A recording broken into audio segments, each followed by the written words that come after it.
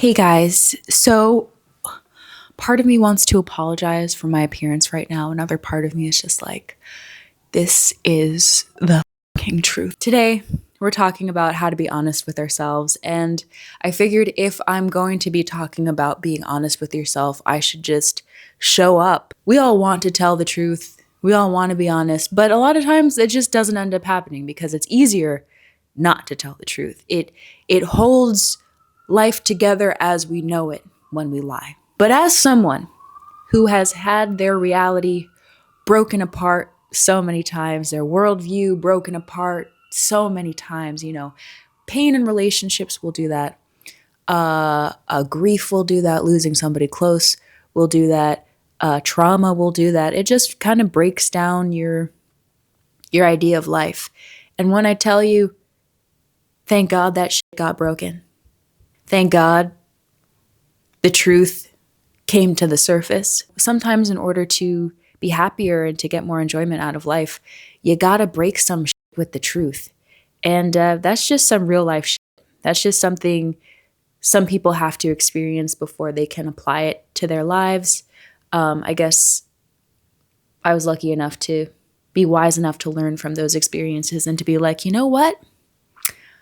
I'm a better person when I tell the truth, and I want to be a better person. You see this right here? I'm not performing for you. I do want to say that there's nothing wrong with like putting your best appearance forward. It shows that you care about yourself. It shows that you respect yourself. It shows dignity. But when you show up done, hair done, you thought about your outfit, it just shows that you care. And it's not that I don't care about my appearance. It's just that at this point, you can't do all the things all at once. So sometimes you have to choose. One second. One of the things I love about myself is that I'm able to tell the truth. And it's something I've realized not a lot of people do or know how to do. They end up choosing something else because it's easier. Because it's easier to lie, right? It's easier to uphold life as you know it than to embrace the unknown. And a lot of times, telling the truth means your trajectory is toward the unknown because we know what upholding the lie does, right? What we don't know is where the truth will lead us. And that can present a lot of anxiety to people.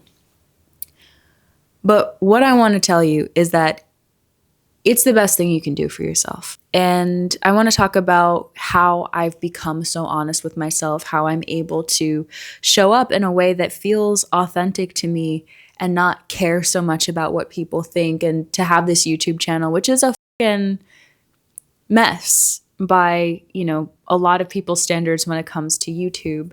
I had depression in middle school and in high school, and basically I was just a deep thinker and I had low self-esteem. I don't know what made me do it, but I was just on my laptop and I just made a document and I just started writing all of my dark thoughts out on the page. Even when I was really, really little, like 7 or 8, I would write little notes to myself in the future, and I just liked documenting time. I liked documenting myself. I liked sending my future self letters.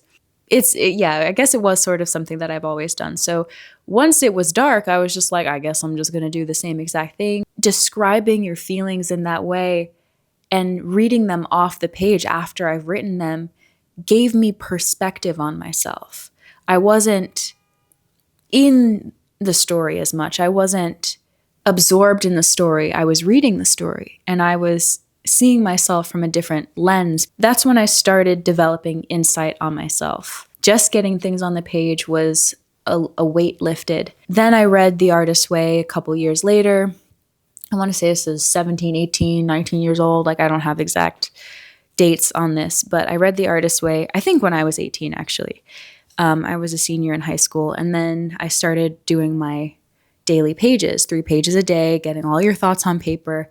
And that was a habit of mine for years. I still journal, but I don't do 3 pages every day. I got to almost 4,000 pages on my document on my laptop. And through that process, I just learned a lot about myself. I was able to admit things to myself that were hard, especially when I was in relationships. Something felt wrong, but I didn't really know what it was. And being able to admit things to myself was really, really important. And I remember in the most abusive relationship I was in, or the only abusive relationship I was in, that was the only time where I thought, I can't be honest with myself. I was afraid he would read my journal pages, or that he was entitled to reading them. And so I stopped being fully honest with myself. Having a covenant with yourself, like, I am the only person that's going to read this, I can allow myself to know my own secrets, even if it sounds really, really bad, even if it's awful. And I guess I don't know if this is fucked up for me to say, but one of the benefits of depression and having that mindset is like, what's the worst that can happen? You know, even if the worst shit about me is true, like, whatever, fuck it. Let me hear it anyway. Let me just see something. You know what I mean? Because there was nothing to hold on to, really. So the truth ended up being the throughway out of that, actually, because I wasn't afraid of the truth, because I wasn't afraid of anything. I was depressed. So journaling, for sure. Try that. The other thing is understanding that there's a reason for everything you feel. All of the thoughts that you have, there is a reason for why you are the way you are. Your job is to figure out why. Why is my favorite question. And if you ask why enough, you will have a revelation. You will have an epiphany. I feel like there are so many people who walk around this earth like, there is something wrong with me for feeling this way. I feel this way for no reason. It just happens out of nowhere. There is a reason. There is a reason. Every single time there is a reason for why you feel the way you feel. And it's up to you to figure it out. Or, see a professional about it, talk to them. They might have more insight about why you feel the way you feel. But regardless of if you're in therapy or not, if you have a community or not, it's important to have and to cultivate self-awareness. And you get that by asking yourself the question, why? Editing Cassie here. So there's a lot I have to add to this part, because sometimes when we ask ourselves the question, why, we get the answer, because I'm bad. Because there's something bad about me. It can sometimes feel like you are being honest with yourself when you say, it is because there is something wrong with me. That has to be the answer, right? Everything is going wrong. I keep hurting people. I keep making the same mistakes. There must be something wrong with me.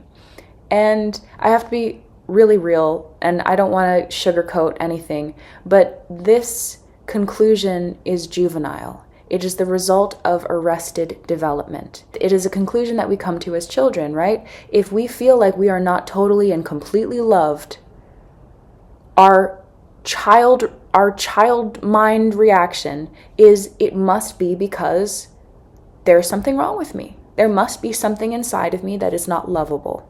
It is a passive conclusion about yourself that is the cause of low self-esteem. So when you ask yourself why, this answer might come up. Oh, well, looking around, it must be because there is something wrong with me. And here's the thing, right? Whenever we come to a conclusion that seems like the end of the road, there are no more questions to be had. I've got the answer, and the answer is, there's something bad about me that I can't fix. That is a red flag, because the answers that you give to yourself should always lead to more questions. And so when you come to a conclusion about yourself, maybe ask yourself some more questions. Okay? So the reason I bring this up is because I've lived more than half my life passively believing that the reason I am the way I am is because there is something wrong with me that I can't fix. I have lived this experience, and I have somehow gotten myself out of that conclusion to ask myself questions that really matter, to ask myself why. Why do I believe that there's something wrong with me? And then you begin to criticize your environment, And not just like blaming your parents and all that white bullshit, all that white people bullshit that they teach us. Blaming your parents for everything. Your parents are also victims to the environments that they grew up in. The reason we are the way we are is a result of our experiences, and our environments give us experiences. So after we've done all this looking at ourselves and thinking that there's something wrong with us, and then you open your eyes a little bit wider and you see what you have consumed in the world to make you think that. And for example, my hair right now. Me years ago would have thought that there is something wrong with my hair, and it's not acceptable for me to show up this way, because showing up as I am means there's something bad about me. It's not beautiful. Why do I think that? Why did I think that? Because of the media that I consumed as a child, because of what I heard other people say, because of who the boys I liked. It's all of these experiences, and you find out that the reason you are the way you are is because you consumed it with your eyes, because you experienced something that made you think that way about yourself. You know what I'm saying?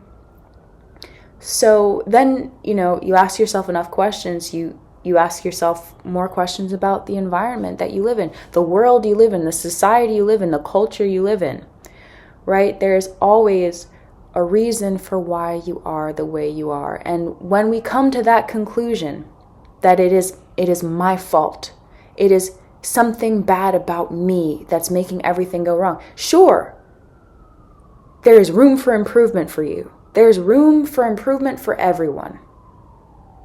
You're not alone in that. And that doesn't mean there's something wrong with you, because it's something we all experience. It's something we all can do.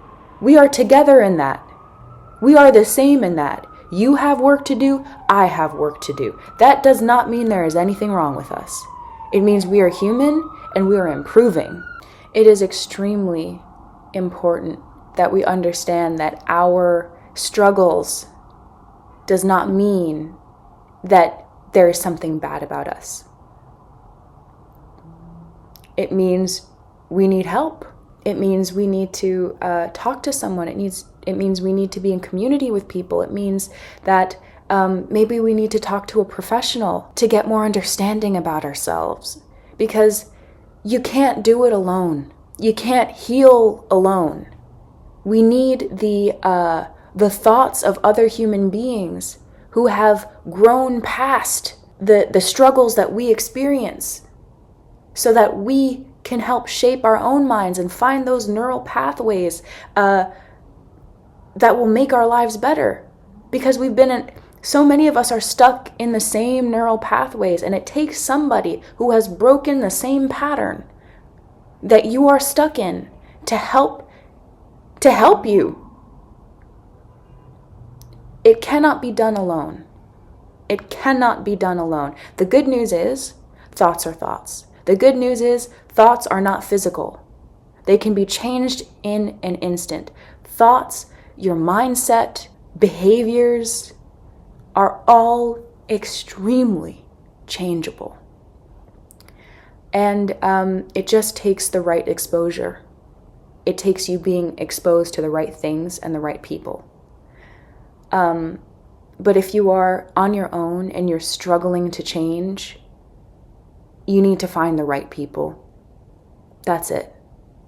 And those people are out there. And if they are not immediately around you, they are in the books that those people have written. The answers to you are here. The answers for you are here. If you're stuck, it's okay. There is somebody who has gotten past it. There is somebody who has gotten through it. There is a human who has lived and died, or perhaps is still alive, who has the information you need to get to the next step in your evolution. It's all here. You are not alone. Okay. All right. That was long. Okay. Bye. There are two parts of this, like being honest with yourself and then being honest with other people, right? Because sometimes we know how we feel and we know what we're thinking, but we aren't able to talk to other people that way. I keep looking at the camera because I only have 3 more minutes left on my SD card. I think I'm just going to talk about how to be honest with other people. It's hard. It's definitely hard. There is an art to telling the truth. You have to make yourself sensitive to how the other person might feel when they hear the truth. You have to put yourself in the other person's shoes about what they might feel, how they might feel after you tell them the truth, and to ease into it and to be as mindful about it as possible. I'm talking about like really huge truths, right? But just being honest about little things. Ask yourself why. What are you protecting by lying? What are you protecting by hiding? And how might it benefit you to let that go and to embrace the unknown and to see what might become of that, to see what might become of the truth? Because the truth will set you free. And this is one of those things we've all heard before. And it's one of those things like, oh yeah, it's such a cliche to say that. But there's a reason why certain phrases, certain sayings stick around. And it's because it's true, right? The truth will set you free. And, freedom for a lot of people is classified as the unknown. So embrace the unknown that the truth will give you. Does that make sense? Or how can I say that another way? Embrace the truth and trust that it will send you to exactly where you need to be. And yes, it's going to feel uncertain. It's going to feel scary, but it's going to set you free. And just remember that. Okay? All right. See you in the next video. Bye. Hello. Hello. I had no idea, but Alexandria just rolled up, and we were wondering if we could come. I'm in the middle of filming a video. Yeah, it's recording right now. Can you keep this in the video?